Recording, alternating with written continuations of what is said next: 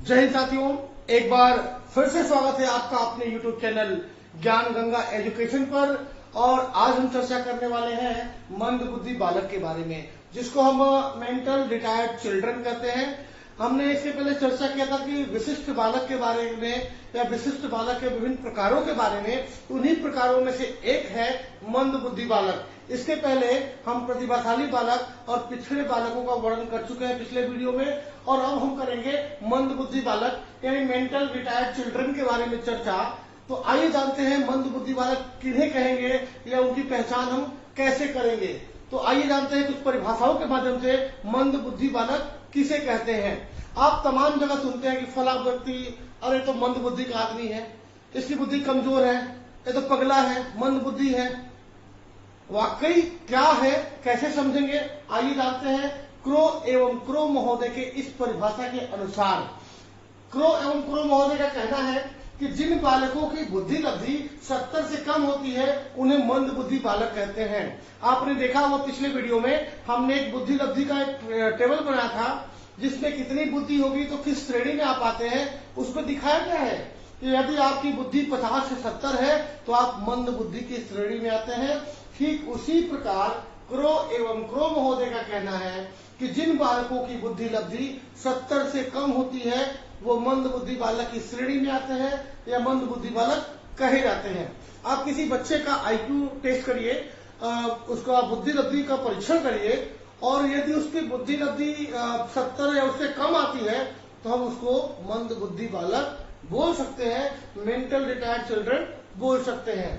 एक दूसरी परिभाषा स्किनर महोदय की है, जो बालक एक सामान्य समय सीमा में अपना कार्य पूर्ण नहीं कर पाते हैं उन्हें मंदबुद्धि बालक कहते हैं। मतलब एक क्लासरूम में सभी बच्चों को हम काम देते हैं। जो बच्चे बहुत जल्दी काम कर लेते हैं उन्हें प्रतिभाशाली कहते हैं। जो बच्चे सामान्य समय में काम करते हैं उन्हें सामान्य बालक कहते हैं। जो बच्चे सामान्य समय के कुछ देर बाद करते हैं उन्हें हम पिछड़ा बालक कहते हैं। और कुछ बच्चे उस समय सीमा में काम को पूरा बिल्कुल नहीं कर पाते, ऐसे बच्चों को हम मंदबुद्धि बालक कहते हैं। मैं फिर से एक बार दोहराऊं कि क्लासरूम में या कहीं भी कुछ बच्चों को कुछ कार्य दिया जाता है, अगर कोई बच्चा समय सीमा के पहले कार्य कर ले वो प्रतिभाशाली, जो समय सीमा के बिल्कुल सही काम करे वो सामान्य बालक, जो समय सीमा से थोड़े से विलंब से काम करे वो पिछड़ा बालक, और जो उस समय सीमा में अपना कार्य पूर्ण नहीं कर पाता है उसको हम कहते हैं मंदबुद्धि बालक, जिसके बारे में आज हम अध्ययन कर रहे हैं। तो शायद समझ गए होंगे कि मंदबुद्धि बालक का पहचान क्या है, तो कैसे पहचानते हैं या किसे कहते हैं। आइए जानते हैं उसके कुछ अन्य विशेषता या पहचान के बारे में, जिससे हम मंदबुद्धि बालक की पहचान बड़े आसानी से कर सकते हैं कि कौन सा बच्चा मंदबुद्धि बालक है, कौन सा प्रतिभाशाली बालक है।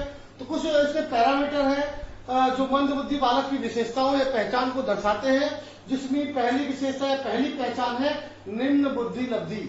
आप देख पा रहे होंगे मेरे ढेर सारे पॉइंट में से पहला पॉइंट है निम्न बुद्धि लब्धि 50 से 70 तक, यानी कि जिन बच्चों की बुद्धि लब्धि 50 से 70 के बीच आती है ऐसे बालकों को हम मंदबुद्धि बालक कहते हैं।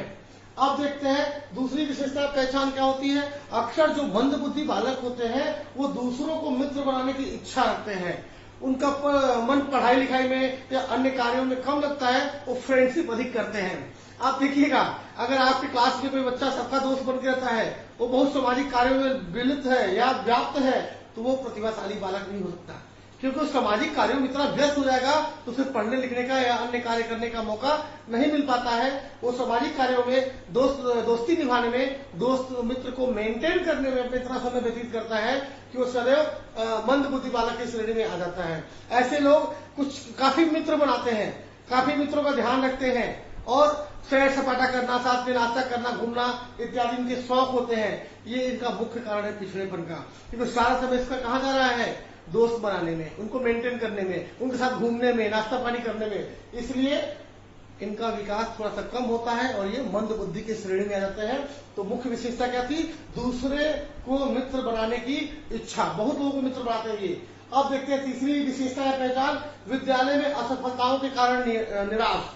जब ये बच्चे बिल्कुल इनकी बुद्धि लब्धि कम होती है, ये दूसरे को मित्र बनाने में व्यस्त रहते हैं, दिन भर वही काम करते हैं, ऐसे स्थिति में इनके विद्यालय की जो सफलता होती है वो काफी कम होती है। ये विद्यालय में असफल हो जाते हैं या यूं कहें कि फेल हो जाते हैं। और उस फेल होने के कारण ये काफी निराश होते हैं। और मैं खाली वार्षिक फेल की बात नहीं कहूंगा, ये डेली डेली अपने काम को समय से पूरा नहीं कर पाते, जिसके कारण ये फेल हो जाते हैं और इस असफलताओं से इनको काफी निराशा होती है। अब देखते हैं अगली विशेषता या पहचान, संवेगात्मक रूप से असमायोजित। ये इमोशनली रूप से काफी असमायोजित होते हैं। ये हर जगह अपने आप को एडजस्ट नहीं कर पाते हैं। ये दोस्ती यानी ढेर सारी बना लेते हैं पर सबको शायद निभा नहीं पाते हैं, क्योंकि सबके साथ ये अपना समायोजन नहीं कर पाते। कारण क्या है? इनकी मंद बुद्धि। क्योंकि इन्होंने जिसको दोस्त बनाया वो होशियार था, सामान्य बुद्धि का था या प्रतिभाशाली था, कुछ दिन तक दोस्त बनाने के लिए फॉलो करते रहे, समय देते रहे, और कुछ दिन बाद वो दोस्त को छोड़ के चला गया। अब उसके कारण से इमोशनल थोड़ा सा चेंज होता है, इसलिए ये संवेगात्मक रूप से असमायोजित होते हैं। कोई भी इंसान चाहता है कि हम अपने से होशियार व्यक्ति को अपना साथी बनाएं ताकि उससे कुछ सीख सके, वो आपको कुछ सिखा सके। ठीक ये बच्चे वैसे ही करते हैं, मंद बुद्धि बालक वाले। ये क्या करते हैं? अपने से प्रतिभाशाली बालकों की के साथ मित्रता करते हैं, उनके साथ उठना बैठना करते हैं, और जो बच्चे उनके साथ छोड़ देते हैं तो संवेगात्मक रूप से टूट जाते हैं और अपना एडजस्ट ठीक से नहीं कर पाते हैं। आगे देखते हैं सामाजिक रूप से असमायोजित। इनकी हैबिट होती है कि अपने से अच्छे लोगों के साथ रहना, उठना बैठना, बातचीत करना, लेकिन जब बाकी के लोग इनका साथ छोड़ देते हैं, क्योंकि ये तो मंद बुद्धि बालक है, अच्छे जो लोग होंगे 2-4 दिन साथ रहेंगे, जब आकलन कर लेंगे इसकी बुद्धि मंद बुद्धि स्तर का है, कमजोर बुद्धि का है, इनका साथ छोड़ देते हैं। इस तरह ये समाज में फ्रस्ट्रेट हो जाते हैं और समाज के लोगों के साथ रहना, उठना बैठना कम कर देते हैं और अकेले समय व्यतीत करना शुरू कर देते हैं। आगे देखते हैं मान्यताओं के संबंध में अटल विश्वास।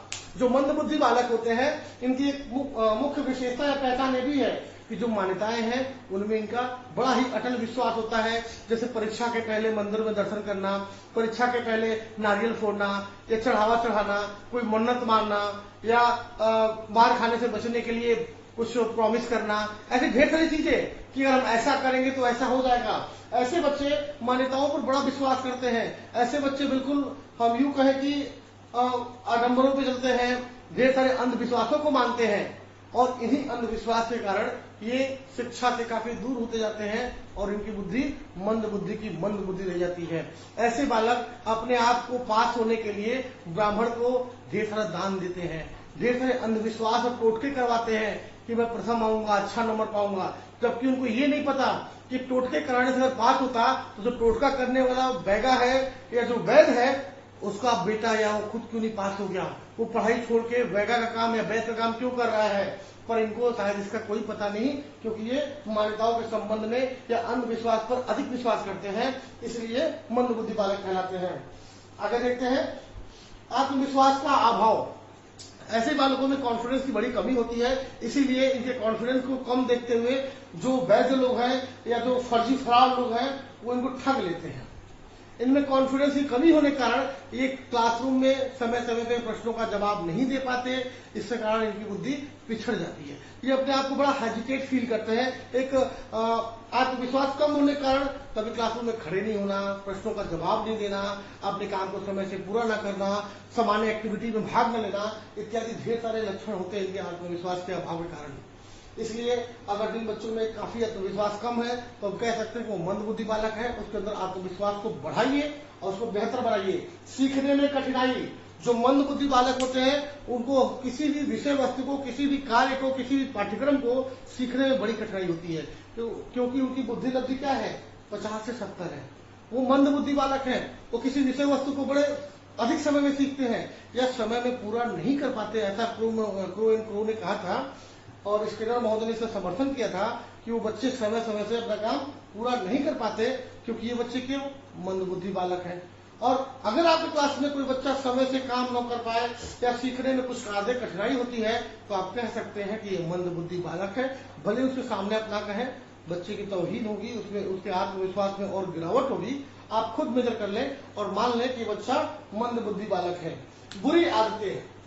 क्योंकि समाज में इनका कोई विशेष स्थान नहीं है, क्लासरूम में इनको कोई मान्यता नहीं मिलती है, कोई स्थान नहीं मिलता है, क्लासरूम में भी डिफॉल्टर कहे जाते हैं या इनकी कुछ खास स्थिति नहीं होती है। ये बार बार असफल होते हैं, संवेगात्मक रूप से असमायोजित होते हैं, इत्यादि ढेर कारणों से फ्रस्ट्रेट होके ये अक्सर बुरी आदतें लगा लेते हैं। जैसे क्लासरूम के बाहर सिगरेट पीना, नशे का सेवन करना, इत्यादि ढेर प्रकार की मादक वस्तुएं खाना और पीना, जिससे इनकी मानसिक स्थिति में निरंतर गिरावट होती है और ये आगे नहीं बढ़ पाते। तो मंद बुद्धि बालक की एक विशेषता ये भी है कि इनकी आदतें बुरी होती है, ये गंदे गंदे कार्य करते हैं। आगे देखते हैं दोषारोपण। ये बालक अक्सर अपनी गलतियों को स्वीकार नहीं करते हैं, जबकि अपनी गलतियों का दोषारोपण किसी अन्य व्यक्तियों पे करते हैं और अपने आप को बचाने की कोशिश करते हैं। इनका दिमाग बार बार इसी में चलता है कि मैं इस गलती से कैसे बच जाऊं। चूंकि है तो ये मंद बुद्धि बालक, गलती होना स्वाभाविक है, लेकिन उन गलतियों को स्वीकार करके अपना सुधार नहीं करते, बल्कि उन गलतियों का दोषारोपण किसी और के ऊपर अपने रंजिश के आधार पर करने की कोशिश करते हैं। इसलिए इनकी बुद्धि हमेशा पिछड़ जाती है। ये हमेशा लोगों पर दोषारोपण करते रहते हैं, जिससे लोग इनके ऊपर कुछ कमी या उंगली ना उठा पाए। यदि कोई व्यक्ति हर व्यक्ति को बार बार दोषी मानता है या अपने दोस्त को दूसरे को ठहराता है, दोषी ठहराता है, तो ऐसे बच्चों को मान सकते हैं वो मंद बुद्धि बालक है। हर बात में शिकायत करते हैं ऐसे बालक। ये कुछ थी विशेषताएं या पहचान। अगर इसमें कुछ समस्या हो, कुछ तकलीफ हो या कोई भी मन में प्रश्न आ रहा हो तो मुझे कमेंट बॉक्स में कमेंट कर सकते हैं, मैं जरूर आपका जवाब दूंगा। अब देखते हैं कि ऐसे बालकों की शिक्षा व्यवस्था कैसी होनी चाहिए, हम किस प्रकार की शिक्षा व्यवस्था करें तो ये बालक मंद बुद्धि बालक से निकलकर सामान्य बालक की श्रेणी में आ जाए। तो हमने कुछ यहाँ पॉइंट नोट किया है, जिसके आधार पर अगर शिक्षा व्यवस्था ऐसी कर दी जाए या शिक्षकों का ऐसा प्रयास हो तो बच्चे शायद मंद बुद्धि से निकलकर सामान्य बुद्धि की श्रेणी में आ सकते हैं। तो आइए देखते हैं कुछ शिक्षा व्यवस्था के बारे में। तो पहली शिक्षा व्यवस्था है अपनी देखभाल का प्रशिक्षण। ये बच्चे काफी लापरवाह होते हैं, मंद बुद्धि बालक अपना काम खुद नहीं कर पाते। इसलिए सबसे पहली व्यवस्था क्या है कि तुम अपनी देखभाल का प्रशिक्षण उसको दिया जाए, ताकि बच्चा अपने हाथ से अपने कपड़े पहन सके, अपने आयरन कर सके, कपड़े धो सके, अपनी पुस्तकों को पहचान सके, पुस्तकों को ठीक स्थान पर रख सके, समय से खाना पीना कर सके, ताकि शारीरिक और मानसिक रूप से लड़का हमेशा अपने आप को मेंटेन रख सके। इसलिए अपनी देखभाल का प्रशिक्षण देना बेहद जरूरी है। अब देखते हैं सामाजिक प्रशिक्षण। उसे समाज में या समाज के लोगों के साथ में किस तरह का व्यवहार करना है, किस तरह उठना बैठना है, कैसे आदर सम्मान करना है, इसके लिए उन्हें सामाजिक प्रशिक्षण की आवश्यकता होती है। और इनको यदि सामाजिक प्रशिक्षण दिया गया तो बच्चे बिल्कुल समाज में अपना पूर्ण रूप से समायोजित कर सकते हैं, अपने आप का समायोजन कर सकते हैं और एक सामान्य बालक बनने की श्रेणी में आ सकते हैं। आगे देखते हैं आर्थिक प्रशिक्षण। इन बच्चों को अगर पढ़ाई में रुचि नहीं है तो कहीं ना कहीं कुछ प्रशिक्षण देके कुछ काम धंधा कराइए, जिससे इनका आर्थिक प्रशिक्षण मिले इनको, और आर्थिक प्रशिक्षण के आधार पर ये बच्चे पैसे कमाने में इन्वॉल्व हो जाए, इनकी रुचि बढ़े, इनका आकर्षण पैसे की ओर बढ़े, जिससे ये मंद बुद्धि बालक से निकल के सामान्य बुद्धि के क्षेत्र में आ सकते हैं। अब बात करें सरल पाठ्यक्रम। जो बच्चे मंद बुद्धि बालक के हैं उनका आप वर्गीकरण करिए अपने क्लासरूम का, और जो मंद बुद्धि के बालक हैं ऐसे बच्चों का पाठ्यक्रम आसान होना चाहिए, सरल होना चाहिए, जिससे वो समय सीमा में अचीव कर ले, प्राप्त कर ले, जिससे वो कॉन्फिडेंस आएगा। इसके पहले क्या था, ये बालक अपने क्लासरूम के कार्य को वो समय सीमा में पूरा नहीं कर पाते थे, इसलिए और फ्रस्ट्रेट होते थे और गलतियां करते थे और आत्मविश्वास में गिरावट होती थी। अब हमने क्या किया, पाठ्यक्रम को थोड़ा आसान कर दिया। आसान करने के कारण बच्चा क्या किया, अपने समय सीमा में कार्य को पूरा करना शुरू कर दिया। ऐसी स्थिति में बच्चे के अंदर आत्मविश्वास वापस आ रहा है कि हाँ मैं काम करना पूरा कर रहा हूँ, मैं समय से काम कर पा रहा हूँ, और वो वही आत्मविश्वास धीरे धीरे बच्चे में वो सामान्य बालक की श्रेणी में लाकर खड़ा कर देगा। अब देखते हैं शिक्षक का उदार दृष्टिकोण। एक व्यवस्था ये भी हो जाए कि जो शिक्षक हो मंद बुद्धि बालक का, वो थोड़ा सा धैर्यवान हो, उसके अंदर धैर्य हो, वो बच्चों के साथ सहानुभूति से पेश आए, उसका जो व्यक्तित्व हो उदार हो, बच्चे को अपना बंधु मानकर एक मंद बुद्धि बालक की श्रेणी में मानकर उसको प्रशिक्षित करे। बार बार छोटी छोटी बातों में बिल्कुल नहीं गुस्साए, वो बिल्कुल धैर्य के साथ बच्चों को 3 बार 5 बार 10 बार समझाए, पर बच्चों से परेशान ना हो। इसलिए शिक्षक का उदार दृष्टिकोण होना बहुत जरूरी है ऐसे बच्चों के साथ, जिससे इन बच्चों के साथ अच्छे से बातचीत करके, अच्छा कम्युनिकेशन करके उनको आगे बढ़ाया जा सकता है। देखते हैं अगला बात, छोटे छोटे उत्तरदायित्व को देना। बच्चे को छोटे छोटा काम दीजिए, क्योंकि वो मंद बुद्धि बालक है, वो काम नहीं कर पा रहा है, वो हिसाब किताब नहीं रख पाता क्योंकि मंद बुद्धि बालक है। ऐसे बालकों के विकास के लिए उनको छोटे छोटे कार्य दीजिए, जैसे बाजार से सब्जी लाना, दुकान से बिस्किट लाना, दूध लाना, चीनी शक्कर इत्यादि लाना। छोटे छोटे काम को दीजिए, एक बार में 2 सामान मंगाइए, जिससे उसका मानसिक विकास हो। पहले वो 2 सामान खरीदना सीखेगा, फिर 2 के बाद 4, और धीरे धीरे करके वो सामान्य की श्रेणी में आ जाएगा। इसलिए बच्चों को छोटे छोटे रिस्पॉन्सिबिलिटी देना चाहिए, जिससे वो सीखे। अक्सर हम देखते हैं अपने छोटे बच्चों के साथ कई गार्जियन ऐसे होते हैं जो अपने बच्चों को जिम्मेदारियां नहीं देते हैं। अरे मेरे रहते मेरा बेटा बाजार जाएगा, नहीं बेटा तुम बैठो मैं ले आता हूं, बिल्कुल गलत है। बच्चों के आयु और स्तर के साथ साथ उनको जिम्मेदारियां देना शुरू करिए, उनके कंधे पर बोझ धीरे धीरे डालते रहिए ताकि वो समय के साथ अपने जिम्मेदारियों को एडजस्ट करते रहें। पर कई गार्जियन क्या करते हैं, बिल्कुल से कोई बोझ नहीं, बस तुम पढ़ाई लिखाई करो और खाओ पियो मौज करो, और अचानक से 20 साल बाद बच्चे को बोलते हैं तुम कुछ बिजनेस शुरू कर दो। ऐसी स्थिति में बच्चा फ्रस्ट्रेट हो जाता है कि उसने कभी कुछ काम किया नहीं। कई बार देखा गया घर में घरेलू लड़कियों के साथ में कि माँ बाप इतना दुलार करते हैं, इतना प्यार करते हैं कि बच्चे से कोई काम नहीं कराते, यहाँ तक कि एक गिलास पानी तक नहीं भरवाते, और अचानक से बिटिया की उम्र 22 साल हो जाती है, शादी की बात होती है, उस समय उनको याद आता है अरे बिटिया काम कैसे करेगी, और वही बिटिया मंद बुद्धि बालक हो जाती है, जाकर अपने ससुराल में वो अपने आप को समायोजित नहीं कर पाती है क्योंकि उसने छोटी छोटी जिम्मेदारियां कभी उठाई नहीं थी। इसलिए आवश्यक है कि ऐसे बच्चों को छोटे छोटे उत्तरदायित्व दे, छोटी छोटी जिम्मेदारियों दे, जिससे बच्चे अपना पूर्ण विकास कर सके। आगे देखते हैं उचित पुनर्बलन। इनके शिक्षा व्यवस्था में अगर मंद बुद्धि बालकों का पुनर्बलन सही समय पर होता है, उनको सही समय पे मोटिवेशन मिलता है, उनको रीइंफोर्स मिलता है अच्छे काम के लिए अच्छा, और गलती भी हो जाए तो थोड़ा सा कोराइडली पेश आइए, एक सकारात्मक पुनर्बलन दीजिए जिससे बच्चा उस पुनर्बलन से अपने सिंपैथी से आगे बढ़े और आपको भी धन्यवाद देगा। अगर आप उसे सहानुभूति के साथ या अच्छा पुनर्बलन देंगे, छोटी छोटी बातों पे उसको प्रशंसा करिए, शाबाशी दीजिए, जिससे उसके अंदर आत्मविश्वास की बढ़ोतरी हो और अगली बार वो और बेहतर काम करने की कोशिश करे। आगे देखते हैं, अगली व्यवस्था है सहानुभूति। शिक्षक को मंद बुद्धि बालक के साथ में एक अच्छी सिंपैथी के साथ पेश आना चाहिए, एक सहानुभूति के साथ बातचीत करे ताकि बच्चा उस टीचर को अपना समझ सके और अपनी समस्याओं को या अपनी छोटी से बड़ी समस्याओं को आसानी से टीचर को बता सके, और टीचर उन समस्याओं का समाधान कर बालक को मंद बुद्धि बालक से एक सामान्य बालक बनाकर खड़ा करे। आगे देखते हैं धैर्यवान शिक्षक।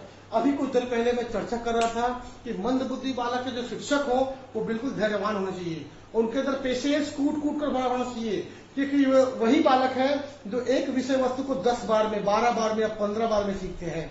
अब शिक्षक को इतना धैर्य, इतना पेशेंस होना चाहिए कि उस विषय वस्तु को वो खूब आराम से बच्चे के मानसिक स्तर पर जाके सरल विधि से, एकदम आसान विधि से, खेल विधि से या बात बात में उदाहरण की विधि से, जीवन से संबंधित उदाहरण देकर बच्चों को 1 बार 2 बार 10 बार समझाए ताकि बच्चा वो समझ जाए। इसलिए धैर्यवान होना शिक्षक का बहुत जरूरी है।